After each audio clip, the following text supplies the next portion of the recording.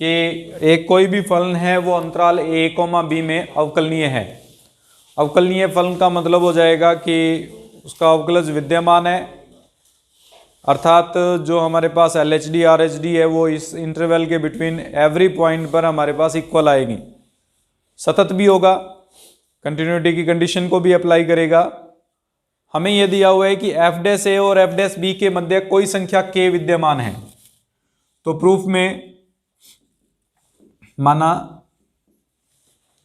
f' a k f' b हमारे पास कोई भी एक एलिमेंट विद्यमान है, यानी f' a से बड़ा और f' b से छोटा एक k एलिमेंट इस इंटरवल में विद्यमान है। हमें यह प्रूफ करना है कि एक पॉइंट C ऐसा विद्यमान है जहां पर f' की वैल्यू k के इक्वल आएगी। उसको प्रूफ करने के लिए एक नया फलन मान के चलते हैं gx, जो fx माइनस kx के बराबर है।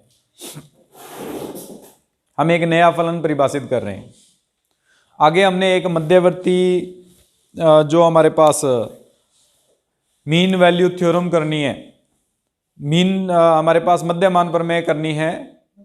मध्यमान प्रमेय कहेंगे या इसको जो हमारे पास टॉपिक है नेक्स्ट चैप्टर जो है मीन वैल्यू थ्योरम ही है। मीन वैल्यू थ्योरम करनी है, उस टॉपिक का यहां पे थोड़ा सा उपयोग करेंगे। हमने रोल्स प्रमेय की हुई है। रोल्स प्रमेय में हमने एक पार्ट किया हुआ है। रोल्स प्रमेय से पहले भी एक और अभी जो कल थ्योरम की थी उसका उपयोग करते हैं हम। रोल्स प्रमेय से पहले एक हमने कल ही जो उपयोग किया था उसमें यह था कि अगर किसी का अवकलन जो है वो लेस देन 0 हो तो वो ह्रासमान फलन होता है, और अगर ग्रेटर देन 0 हो तो वर्धमान फलन होता है। इसका हम उपयोग करते हैं यहाँ पे। स्टूल दो बेटा। तो इसको हम उस ह्रासमान और जो वर्धमान है उस कंडीशंस के लिए अप्लाई करेंगे। इसको अप्लाई करने के लिए सबसे पहले हमें पता है कि fx जो है वो अवकलनीय है, डिफरेंशिएबल है, और kx जो है वो भी डिफरेंशिएबल है, अवकलनीय है, क्योंकि k एक कोई भी कांस्टेंट वैल्यू को रिप्रेजेंट करता है, और अगर k कोई भी कांस्टेंट वैल्यू को रिप्रेजेंट करता है तो k इंटू एक्स जो होगा वो ऑलवेज एक डिफरेंशिएबल फंक्शन होगा। और दो डिफरेंशिएबल फंक्शन का जब सब्ट्रैक्शन करेंगे तो वो भी एक डिफरेंशिएबल फंक्शन बनता है, जो हम पीछे थ्योरम में प्रूफ कर चुके हैं। इसका मतलब जो gx और kx है वो भी, gx जो है वो भी हमारे पास एक अवकलनीय यानी डिफरेंशिएबल फंक्शन बनेगा। अगर ये डिफरेंशिएबल फंक्शन है तो इसका डिफरेंशिएशन करेंगे, हमारे पास g' की वैल्यू निकालेंगे जो हमारे पास आएगी f' माइनस k के इक्वल होगी। यहां पे x की जगह सबसे पहले a पुट करते हैं। अगर a पुट करेंगे तो g' ऑफ a की वैल्यू आ जाएगी f' of a minus k। लेकिन हमने जो स्टार्टिंग में कंसिडर किया है उसके अकॉर्डिंग f' जो है वो स्मॉलर देन है k से। अगर f' स्मॉलर देन है k से तो इसका मतलब g' की वैल्यू जो आएगी वो हमेशा क्या आएगी, 0 से स्मॉलर आएगी। 0 से स्मॉलर का मतलब जो फंक्शन gx है वो 0 से स्मॉलर नेगेटिव आ रहा है। कल हमने एक पार्ट किया था, एक थ्योरम की थी जिसके अकॉर्डिंग अगर g' की यानी किसी का अवकलज जो है वो अगर 0 से स्मॉलर है तो ऑलवेज क्या बनेगा, ह्रासमान होगा। अगर ऑलवेज ह्रासमान होगा तो यहां पे हम कहेंगे कि gx आता है, gx जो है वो ह्रासमान है। इसी प्रकार अगर x की जगह b पुट करें तो g' ऑफ b की वैल्यू क्या बनेगी, f' माइनस k। इसके अंदर हमने जो प्रूफ किया यानी जो लेके चले हैं उसके अकॉर्डिंग k जो है वो स्मॉलर देन है किससे, f' से। अगर f' से स्मॉलर है तो इसका अर्थ ये हो गया कि ये जो वैल्यू आएगी f' माइनस k वो हमेशा 0 से बड़ी आएगी। g' of b is always greater than 0, positive value को रिप्रेजेंट करेगा। और कल हमने किया था कि अगर किसी का भी डिफरेंशिएबल जो है वो पॉजिटिव आएगा तो वो एक वर्धमान फलन होता है, इंक्रीजिंग फंक्शन होता है। इसका मतलब g ऑफ x जो है वो क्या है, इसमें वृद्ध मान है। हमने अभी अभी इसमें दो पार्ट लिखे हैं, एक तो x is equal to a पर gx जो है वो इंक्रीजिंग है, डिक्रीजिंग है, डिक्रीजिंग लिखा था हमने अभी भी, और एक हमारे पास x is equal to b पर g ऑफ x जो प्रूफ किया है वो क्या है, इंक्रीजिंग है। दो पार्ट बन रहे हैं। डिक्रीजिंग और इंक्रीजिंग का पार्ट हमने पढ़ा हुआ है। इस इंटरवल में गिवन फंक्शन कंटिन्यूस भी है और डिफरेंशिएबल भी है, यानी सतत और अवकलनीय दोनों कंडीशन है। पहले वो फंक्शन जो है वो a से स्टार्ट हो रहा है और डिक्रीज हो रहा है, उसके बाद में वो इंक्रीज होना स्टार्ट हो रहा है। अगर डिक्रीज से इंक्रीज होगा तो एक पॉइंट ऐसा जरूर होगा जहां पर जो टेंजेंट होगी वो एक्स एक्सिस के पैरेलल बनेगी। भी इसमें ये कह रहे हैं कि ये जो फंक्शन था वो ए पॉइंट से डिक्रीज होना शुरू हो रहा था और बी पॉइंट तक पहुंचते पहुंचते वो क्या हो रहा है, इंक्रीज हो रहा है। अगर ए से डिक्रीज होते हुए बी पर इंक्रीज हो रहा है तो एक पॉइंट पर मिनिमम को शो जरूर करेगा। इस मिनिमम पॉइंट पर टेंजेंट ड्रॉ करेंगे तो वो एक्स एक्सिस के पैरेलल आएगी, और एक्स एक्सिस के पैरेलल कोई भी लाइन आती है तो उसका स्लोप हमेशा जीरो होता है और स्लोप हमेशा उसका डेरिवेटिव होता है।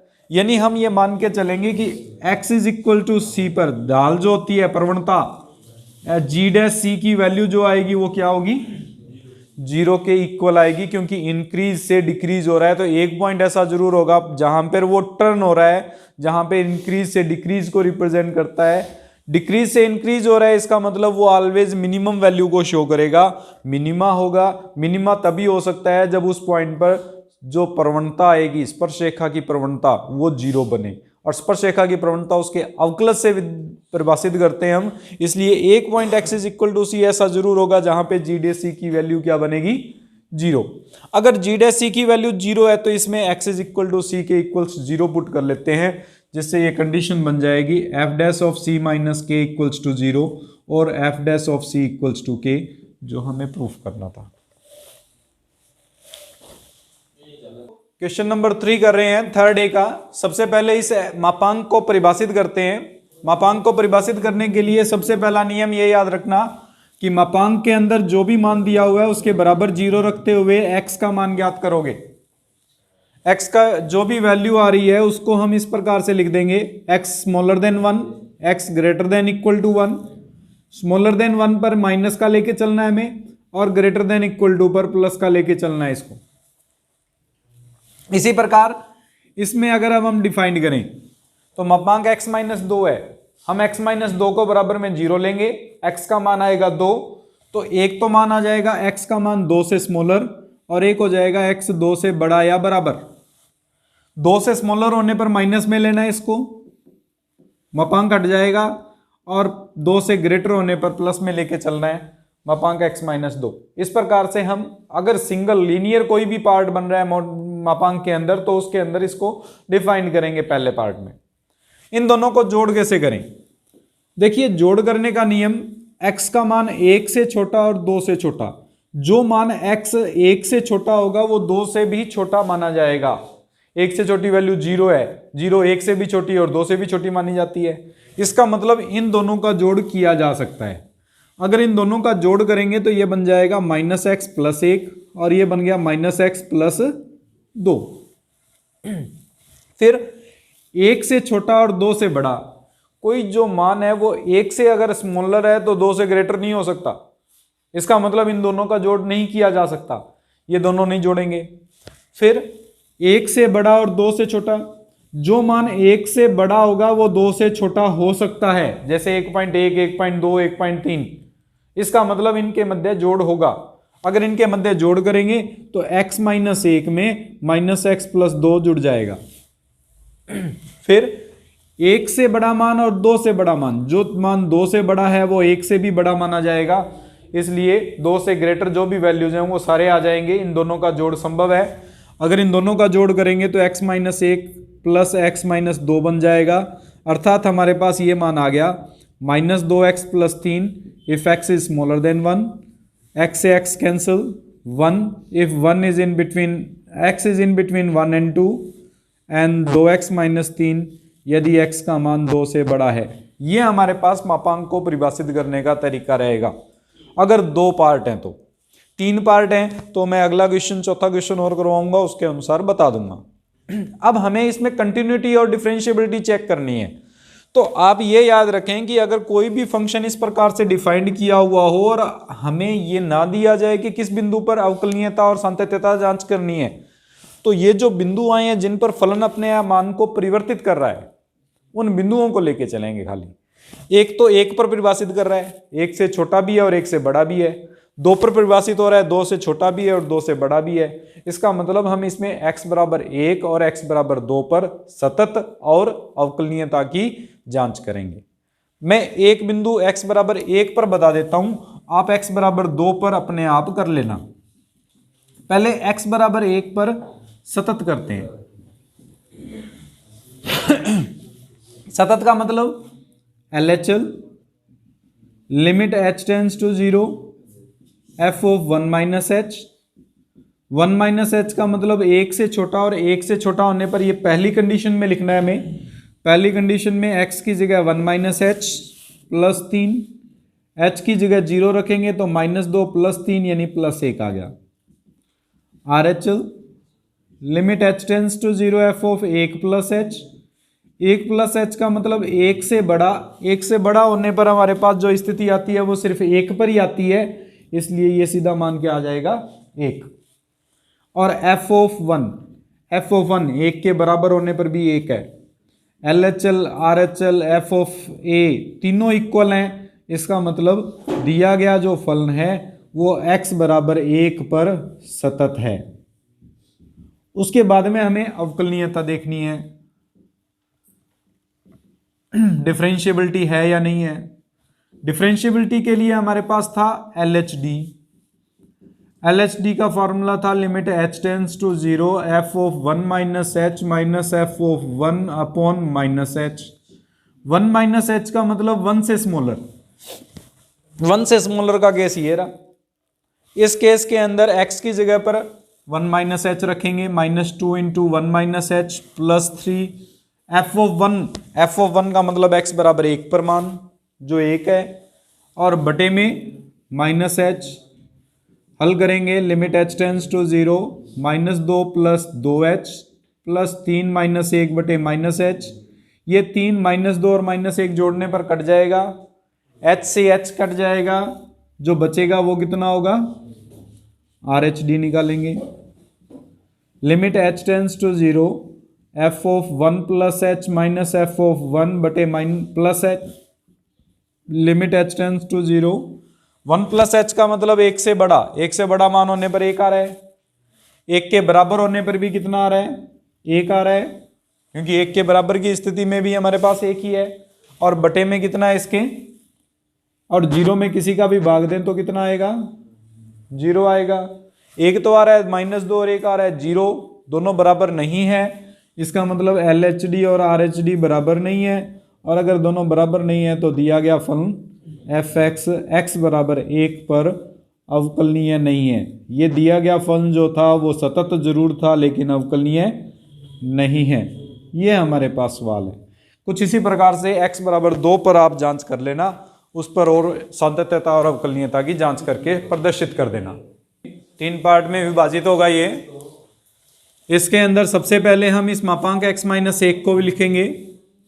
मैंने जैसे बताया था x-1 के बराबर 0 रखेंगे तो x का मान 1 आता है, और 1 से छोटा और 1 से बड़ा मान लेके चलेंगे।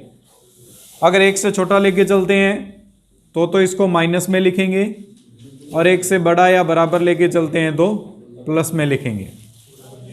कुछ इसी प्रकार से 2 गुना x-2 को, इसको भी लिखा था सेम मेथड से लिखना है, माइनस का x-2 यदि x 2 से छोटा हो, और x-2 यदि x 2 से बड़ा या बराबर हो।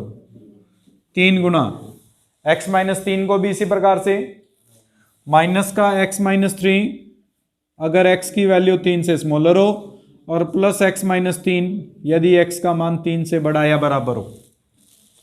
इन दोनों को हल करेंगे। सबसे पहले x का मान अगर 1 से छोटा है तो 2 से भी छोटा होगा, इन दोनों का जोड़ होगा।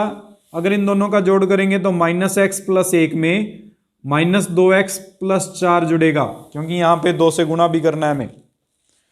फिर 1 से छोटा और 2 से बड़ा मान नहीं होता, जोड़ संभव नहीं है।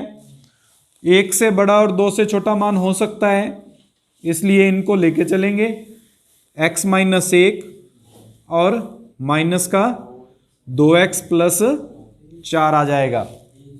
फिर 1 से बड़ा और 2 से बड़ा मान पॉसिबल है, जो 2 से बड़ा होगा वो 1 से भी बड़ा माना जाएगा, इसलिए इन दोनों को जोड़ कर देंगे, 2x माइनस 4 जुड़ जाएगा। प्लस ये एज इट इज जो हमारे पास लिखा हुआ है, minus x plus 3, x minus 3, x smaller than 3, x greater than equal to 3। फिर से अब देखो x का मान 1 से छोटा और 3 से छोटा, जो मान 1 से छोटा होगा वो 3 से भी छोटा होगा, इसका मतलब x स्मॉलर देन 1 लेके चलेंगे और इन दोनों को जोड़ कर देंगे। इसका जोड़ तो आ रहा था माइनस का 3x और प्लस का 5, इसमें 3 गुना इसका जोड़ करना है, तो माइनस का 3x प्लस 9 जुड़ जाएगा। ठीक है, अभी 1 से छोटा और 3 से बड़ा, क्या ऐसा कोई मान है जो 1 से छोटा हो 3 से बड़ा हो? इसका मतलब इन दोनों का जोड़ नहीं कर सकते। 1 और 2 के बीच में है और 3 से छोटा, जो 1 और 2 के बीच में होगा वो 3 से छोटा ही होगा। इस स्थिति में इसको लिखना पड़ेगा हमें, x का मान 1 और 2 के मध्य, इन दोनों का जोड़ होगा। इसका जोड़ करेंगे तो ये बना माइनस का x प्लस का 3, और वो आ रहा है हमारे पास माइनस का 3x और प्लस का 9।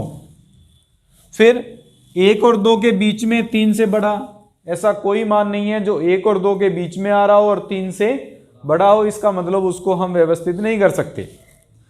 2 से बड़ा और 3 से छोटा हो सकता है, तो हमारे पास इसमें 2 से बड़ा और 3 से छोटा मान लेके चलेंगे। इन दोनों का जोड़ करेंगे, इसका और इसका जोड़ करेंगे तो ये बन गया 3x माइनस 5, और वो बन जाएगा हमारे पास माइनस का 3x प्लस 9। जो 2 से बड़ा है वो 3 से बड़ा होगा, वो 2 से भी बड़ा आएगा। इस स्थिति में लास्ट कंडीशन बन जाएगी x बड़ा या बराबर हो 3 से, इन दोनों का जोड़ हो जाएगा, ये हो जाएगा 3x minus 5 plus 3x minus 9।